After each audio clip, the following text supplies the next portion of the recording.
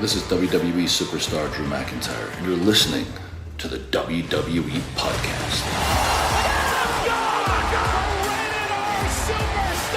The champ is the one that everybody wants, me. It's going to WrestleMania. Claymore! Austin 316 says I just whipped your ass. This is my iron. You're going to acknowledge me. Alrighty, here we go. Time for the weekend review here on the WWE Podcast for this Saturday, September 28th, 2024. We've got Bad Blood coming up this week. We've got a lot of coverage here on the show. We've got our preview and prediction show coming up, which will duel as a mailbag show on Friday. So you're not going to want to miss that. That's going to be a lot of fun as we close out the build to Bad Blood and then look ahead to Crown Jewel, the beloved Crown Jewel event. It's coming to us on November 2nd. Yes, November 2nd from Riyadh, Saudi Arabia. Riyadh, I should say. And the Kingdom Arena. Oh, I can't speak tonight, guys. Kingdom Arena in Riyadh, Saudi Arabia is where Crown Jewel is taking place. So there is a PLE between Bad Blood and Survivor Series that is Crown Jewel.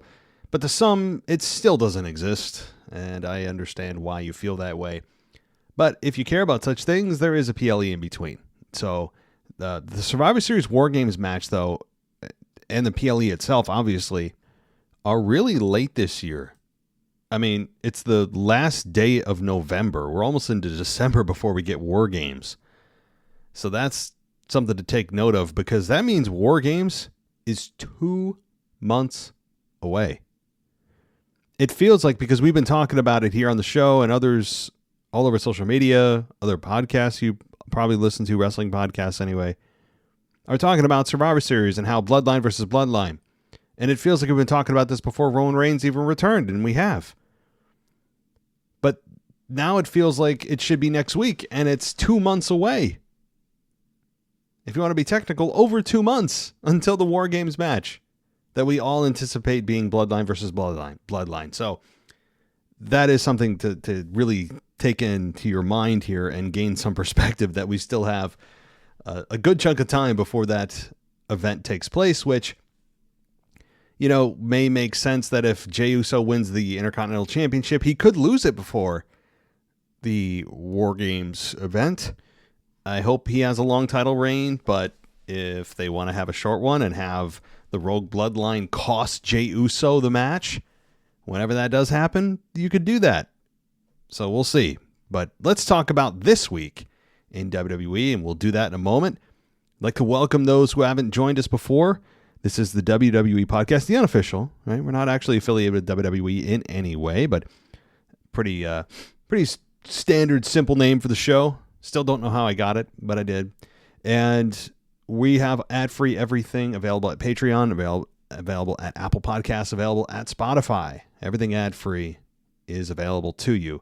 In fact, not a bad time to go ad-free, because it'll get you the entire build to Bad Blood and even the review show for Bad Blood and preview show of Bad Blood ad-free if you start your trial, 1 week trial now. Pretty good deal.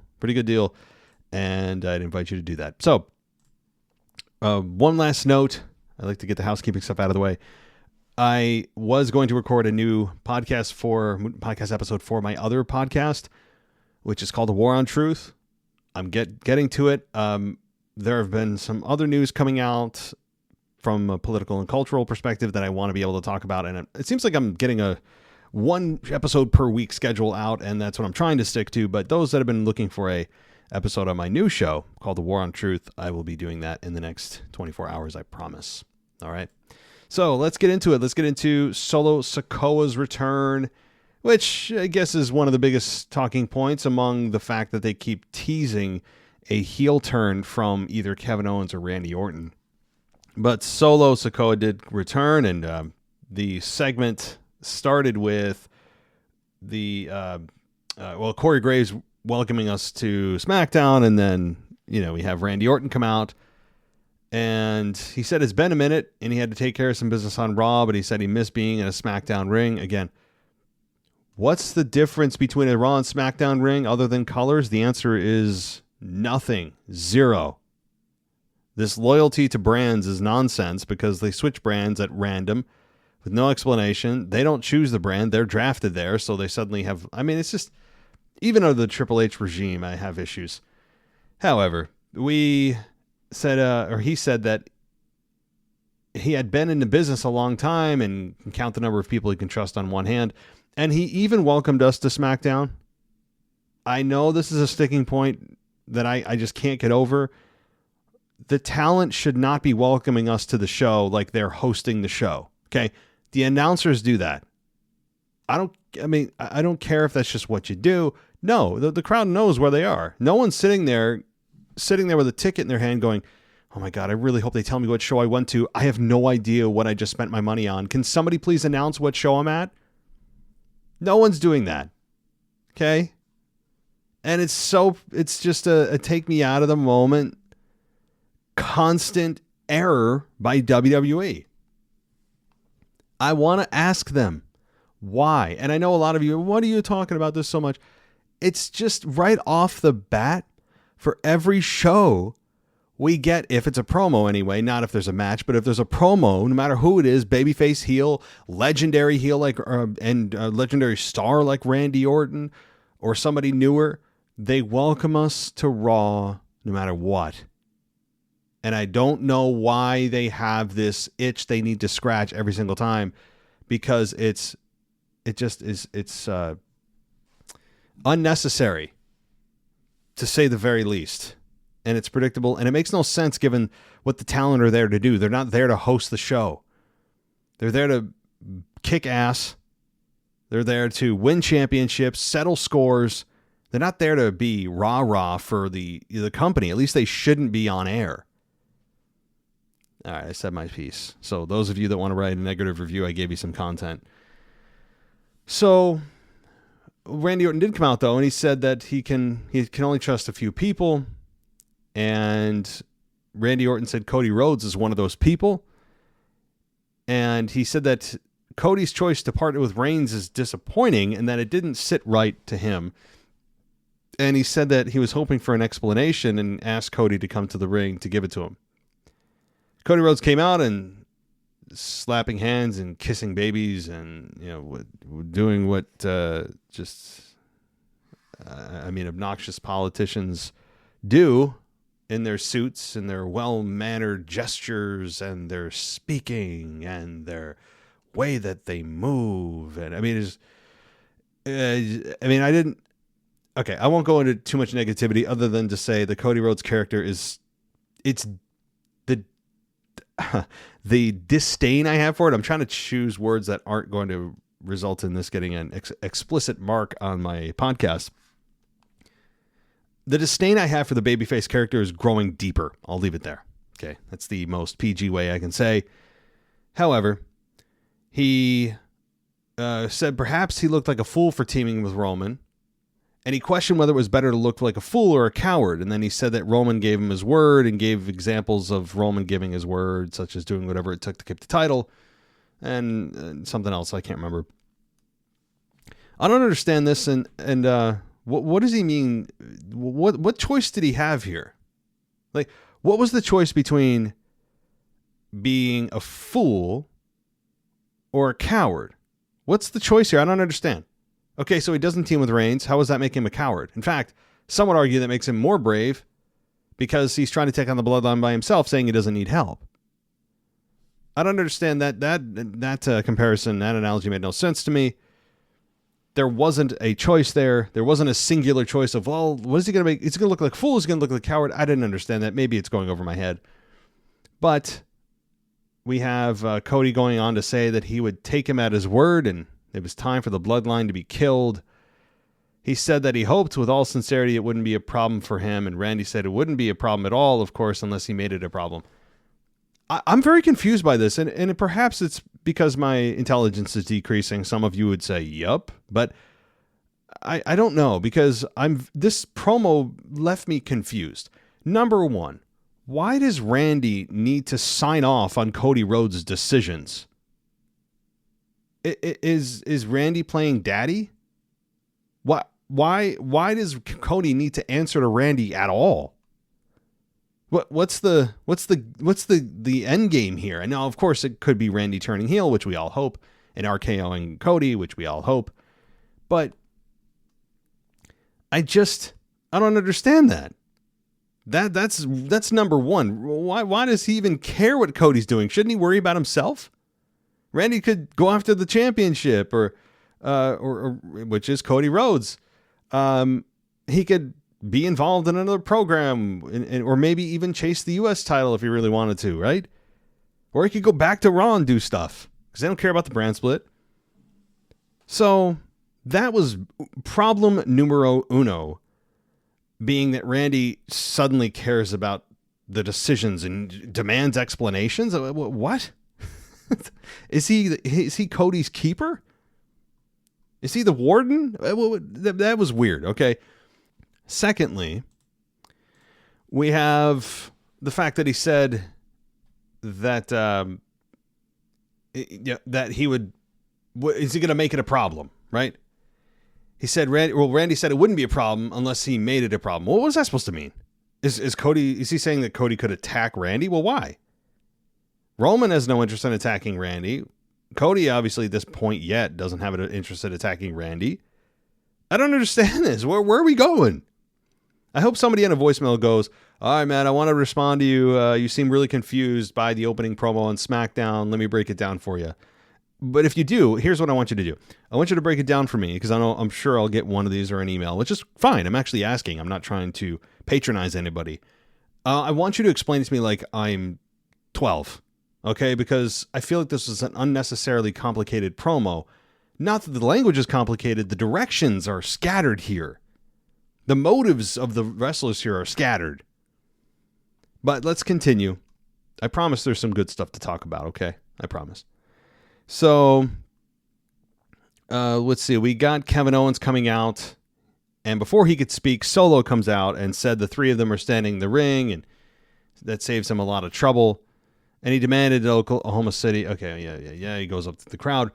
He said that he would acknowledge the fact that Roman gave Cody his word, and he said he never should trust him because he would need him, since those other two men in the ring could never get the job done. And Solo said the reason he would team up with Roman is because whenever he's tried to take out the bloodline with the other two, he's failed. Kevin Owens then said nobody cares what he has to say. He challenged Solo and Jacob Fatu to a tag team match, and Cody tried to make it a 6-man tag, but Kevin said no offense, but he already had a partner. It would just be him and Orton. Again, small tension growing that eventually would nearly boil over in the main event. So, okay, we get a tag team match, and yeah, somebody needs to turn. I don't care if it's Cody. I don't care if I'd love it to be Cody. Most likely it's Randy Orton, because if Kevin Owens turns heel, let me just say this. We've been there, done that with Cody, have we not? They already had their match. They could go a round 2 with Kevin Owens and Cody with now Kevin Owens full heel. And it would really be in line with Kevin Owens' character in the past of what he's done, turning on his partners, turning on his friends. That's what he's made his career out of. So it would be very much in concert with what he's done in the past. It would be very consistent. But Orton also has made a career out of sudden RKOs and turns. And sure, even if Randy Orton turns heel, the crowd is still going to love the RKO. But I also do wonder, and I brought this up on my previous show, is if they turn Randy, quote unquote, are the fans really going to turn on Randy? Or are they going to say, hallelujah? I have a sneaking suspicion that it won't be as successful with Randy as the heel in that scenario. It'll be a fun match, fun program. We know what kind of build we'll get. It'll be a lot of fun because of their history with Legacy and just their history in general and their promos. It'll be great. But I do wonder how successful they'll be, generally speaking, with getting people to boo Randy Orton. Because people love Randy in a heel role. He's a legacy star. And is still somehow in his prime 20 years later. It's incredible. People, the RKO is beloved. And And people, I think, have a strong loyalty to Randy Orton. People literally grew up in their childhoods watching Randy Orton. I did. I mean, I wasn't out of the womb watching him. I was let's see, when was it? He first debuted in early 2000s. I was, 16, 17 years old when I first saw Randy Orton. I mean, so he's been with me the better part of my life. And I'm bringing that up to personalize it because a lot of people look at wrestling, if you're long-term fans, as part of your childhood. And I think that may deter a lot of fans, the older ones anyway, like myself, from really booing Randy Orton and getting behind Cody on this one. So we'll see. We'll see if they pull the trigger, but it's a risk. It's a risk. It's really surprising to me how the fans really haven't totally turned on Cody yet.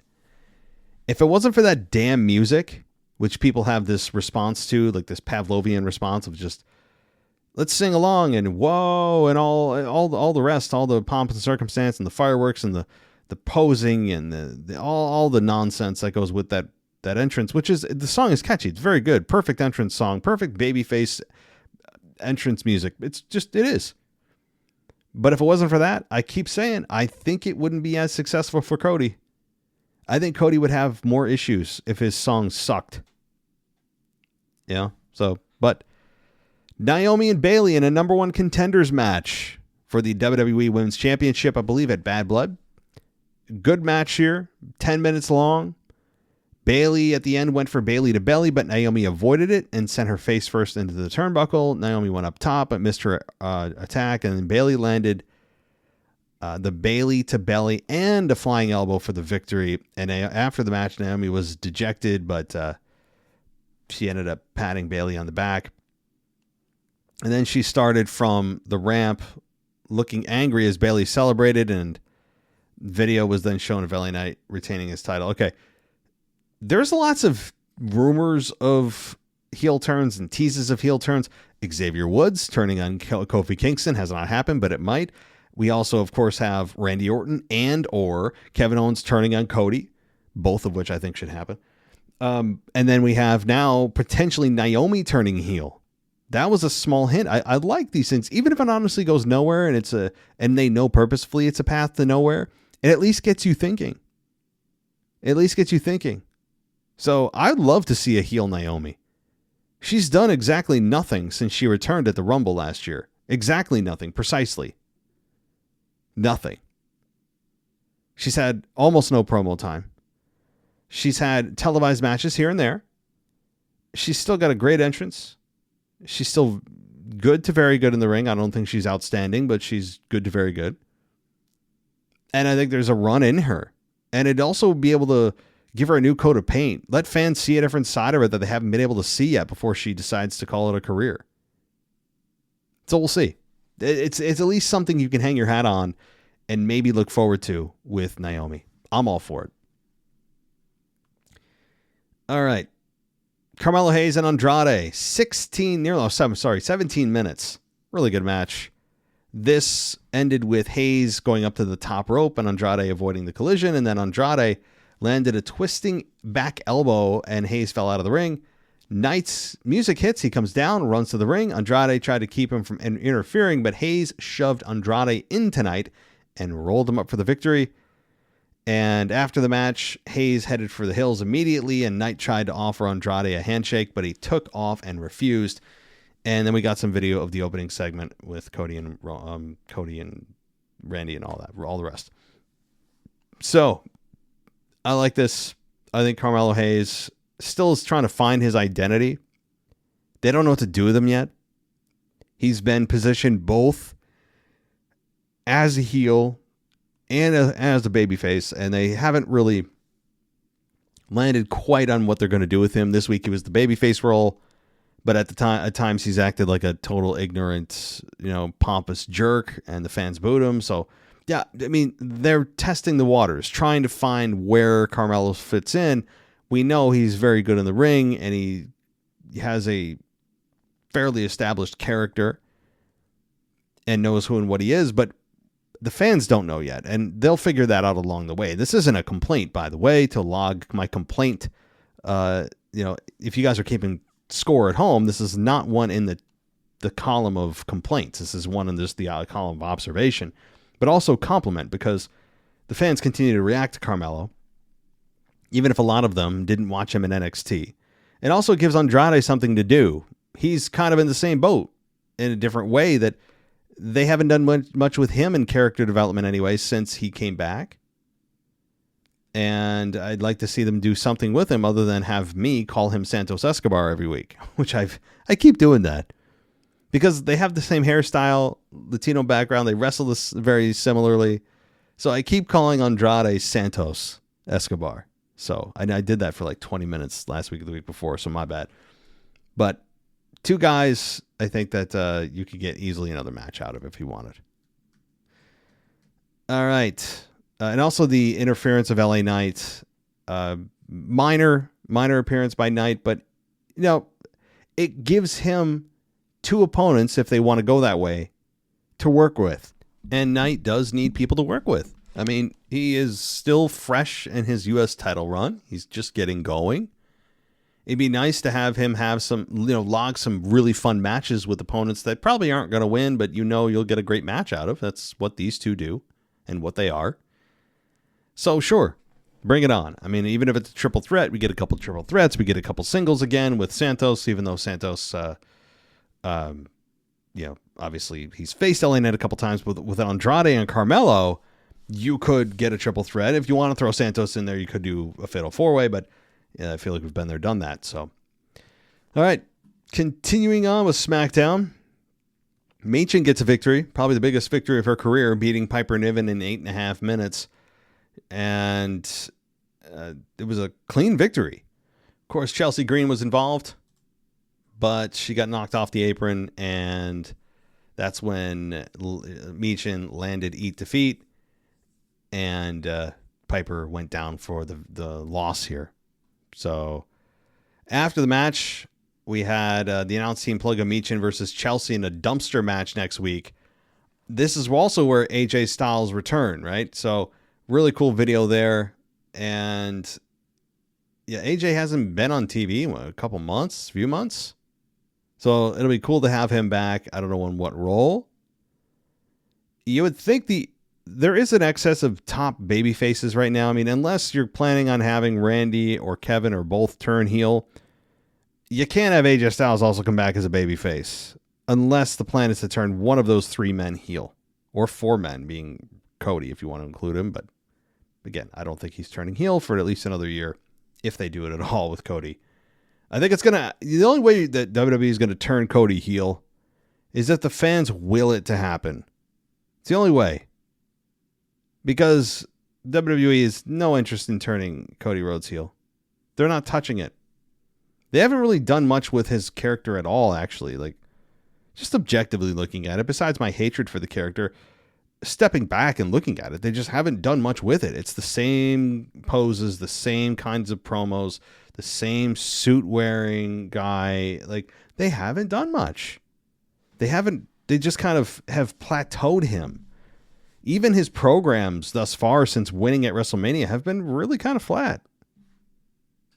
Now, he's going to have good matches, but there's very little excitement in his matches because the outcome is extremely, extremely predictable. And it's not always a bad thing, but with this kind of victory, the significance of what it meant, and that essentially this victory of having Cody Rhodes beat Roman Reigns for the title, which he nearly had for 4 years, that was the face of the new era. That was the moment the new era really began and was rung in, was that moment of Cody beating Roman.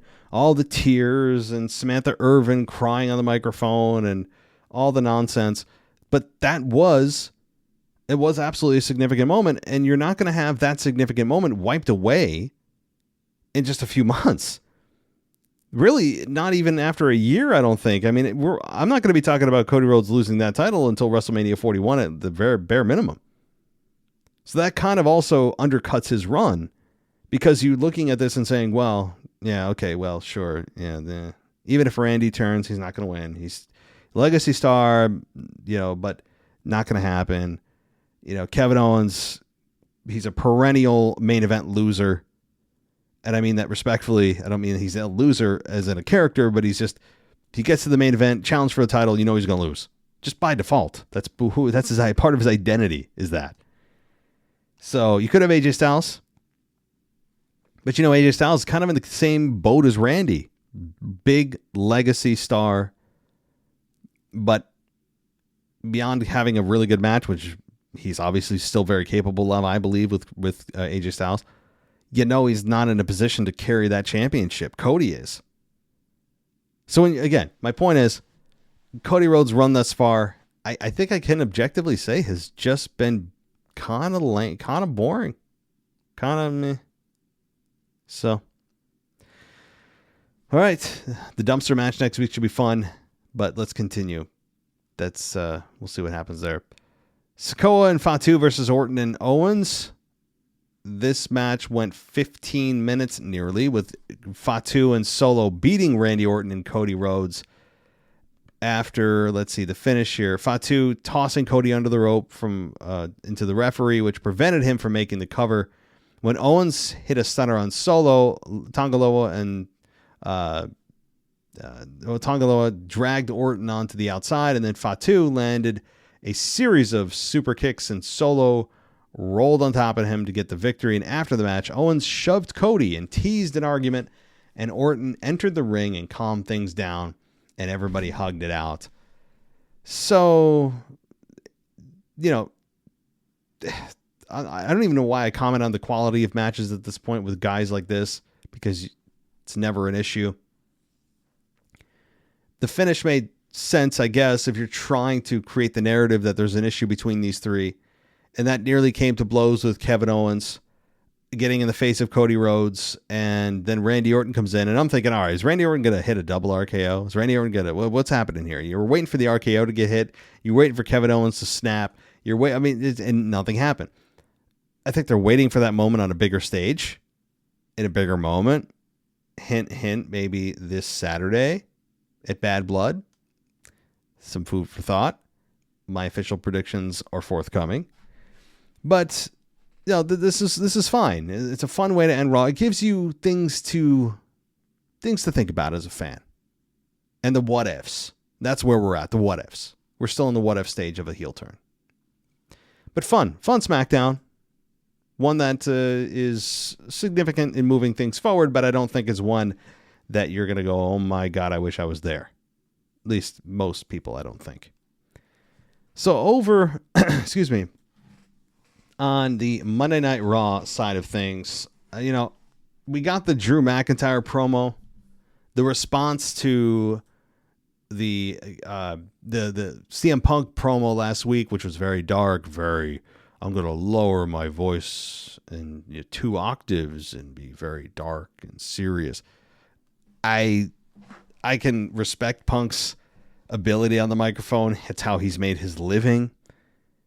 That was extremely contrived 2 weeks ago. But this past week, Drew McIntyre kind of did the same thing, although Drew already has a naturally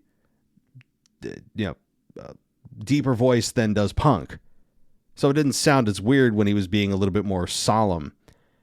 But, Drew McIntyre did what he needed to do, basically saying that, you're going to need to kill me too, and my wife and kids have begged me not to do this, and all the rest of it. And, I think it is something that is significant when you have they're talking about their family members begging them not to do a match, and I bet you there is a sliver of truth on that. I bet you there really is. That they are concerned, at least in reality. I'm sure they're concerned about the well-being of their husbands. It's a brutal match. Things happen. Especially at CM Punk's age and his fragility. Now, he did take a hell of a beating in the was it the Texas Bull Rope match? The strap match, rather, with Drew. And he came out seemingly unscathed. But the Hell in a Cell is a different animal. So the concern of the wives is actually pretty plausible. And as I said, probably a sliver of truth in that. All right, we continue to also get the rejection of Sami Zayn's proposal to challenge Gunther for the world title. I continue to love this. Gunther has rejected him 4 times in a row now. Comes out this week after Sami Zayn was in a match with Ludwig Kaiser, and he beats Kaiser. And he said he's had enough, and he's just, all the rest of it. And he's saying, I finally had enough. You want it? Well, my answer is no. And he leaves. It's great. Gunther is a professional troll. He is a professional wrestling troll. And that sounds like a derogatory, demeaning term. It's a compliment to the ability of Gunther to not just be a badass in ring, look the part, all the promo ability has skyrocketed, I think, but to understand how to troll the fans and do it in a way that, even if it's scripted, and obviously he's told to do this, that he executes so well. Now, that this coming week on Raw, Sami Zayn will find a way to coerce Adam Pearce or coerce Gunther himself into giving him a world title shot at Bad Blood. That's the story we're being led to, and that's the story that should be told. Do I think Sami Zayn should win? Hell no. Not a chance. No. The answer is a far and away nah, bruh. No, because Gunther also is just getting going as world champion, as the counterpart to Cody Rhodes. Obviously, Gunther in a much less prestigious spot. He was not the main event of WrestleMania. He is not being hailed as the face of the new era. So that said, Gunther is the workhorse champion. He's like the Intercontinental Champion of world champions. If that makes... No, that doesn't make any sense. I'm not going to even try to fool myself. But, Cody Rhodes... Gunther and Sammy are probably going to have a potential match of the night on their hands. Even more than Drew and Punk. And that's saying something. I'm not predicting it'll happen. I'm saying there's a possibility it could happen. Given the ability of these two, they've worked well together. They've worked on big stages together. The biggest stage possible they worked together on at WrestleMania 40 this past year with the Intercontinental title on the line. So I'm enjoying this. And when was the last time you had somebody outright reject another person's challenge 4 times in a row? I can't even recount it. I don't know, but I'm loving what the character of Gunther has become. All right, I'm not going to go through every detail here of every match. Let's move on here. Dragon Lee versus Carlito, with Dragon Lee beating Carlito in about 2.5 minutes. We had Strowman and Bronson Reed continue their destruction. Miz was destroyed as well. And I mean, it's just kind of the way it is. Miz is in a weird spot right now in his career. R-Truth has gone by the wayside, so the fun-loving R-Truth and Miz feeling has faded. And you're left with just the Miz, which is not a slight on the Miz, but that's where he's at. He's held his own for most of his career as a single star. I just don't know where you place him. Do you put the Miz in the Intercontinental title situation? I think that's a strong possibility with Jey Uso. That may not be the worst thing in the world. So, moving on here. Bronson Reed and Braun Strowman. I continue to love this. I don't know how much longer I'm going to say I love it before I say, okay, got it. This is fun, but, can we move on? I'm not there yet. But I'd imagine if after Bad Blood we're still doing this, that I'm going to start feeling that kind of way. We'll see. I think that there is still some to get left out of Strowman and Reed. These two still have a lot to give, but it's not a long-term story. Not meant to be. I don't want them to try to force it into one. All right, we got Io Sky and Kairi Sane versus Alba Fire and Isla Dawn this week, with Io Sky and Kairi Sane beating Alba Fire and Isla Dawn in just under 10 minutes. We had Julius Creed and Brutus Creed versus the New Day. And Julius and Brutus Creed, the Creed brothers, beat the New Day in 15 minutes. That also continues to frustrate Xavier Woods, and we'll see how long that bonding lasts. I don't think it's going to be too much longer before you'll see those two in Splitsville. They keep pushing the November 10-year anniversary of the New Day debuting. So I think and know that would be the perfect place to do it. There's no need to get cute about it and all that, but I would also anticipate Big E to make a cameo appearance at the November Big E or the November event, whenever that is. I got to find the exact date, but Big E should absolutely be there. Now, is he back for an in-ring capacity? I don't know. We'll find out maybe at that point too. We also had in the main event, Braun Breaker versus Jey Uso for the Intercontinental Championship. Shocker. I mean that genuinely. I had no plans for Jey Uso to win the title here. But as I've said in the past and others have said, you need to keep very much in mind the positioning of matches on the card, particularly for televised big main events like this. Because if they had done this in the middle of the show, which I thought they would do, I thought they would make the Intercontinental title like hour 2 main event or something. They didn't. They made it main event of the whole show, which I don't have a problem with at all.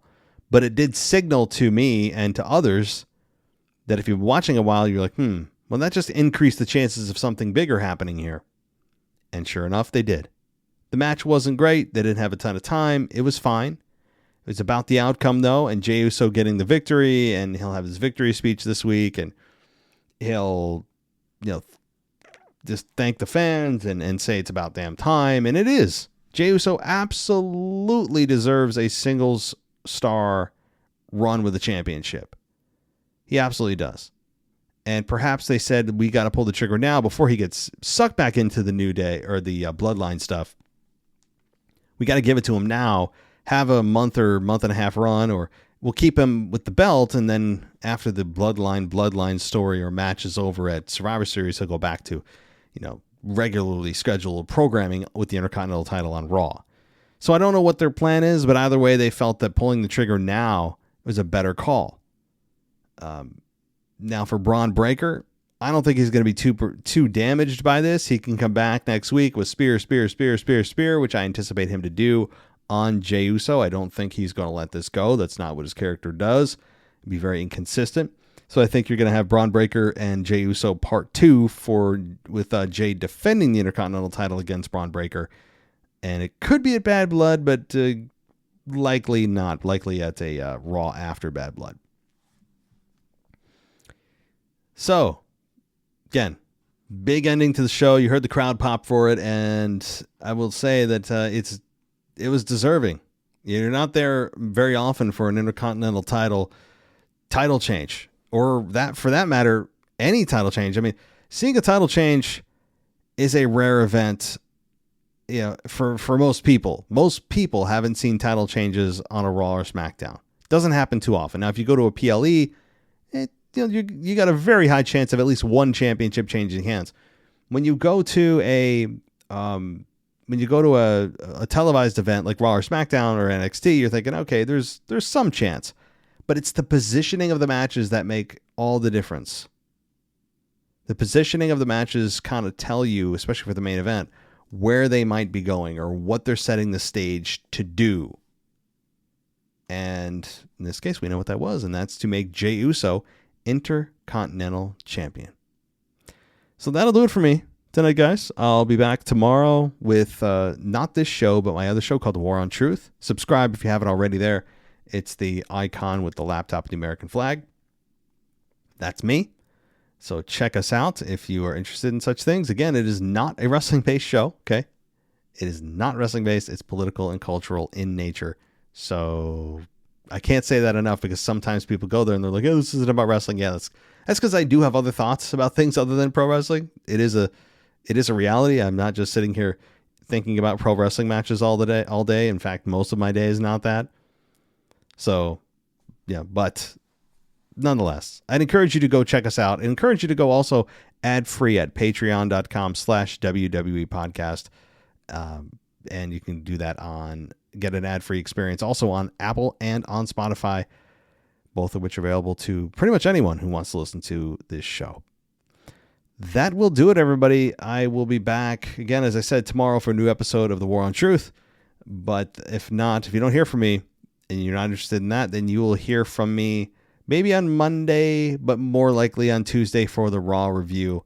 So looking forward to it, and everybody enjoy their night or their day, and I will talk to you next time. Thanks for listening to the WWE Podcast. Don't forget to subscribe on your favorite podcast app so you don't miss a show, or head to WWEpodcast.com. And for all of these shows ad-free, head over to patreon.com/WWE Podcast. Until then, we'll see you next time.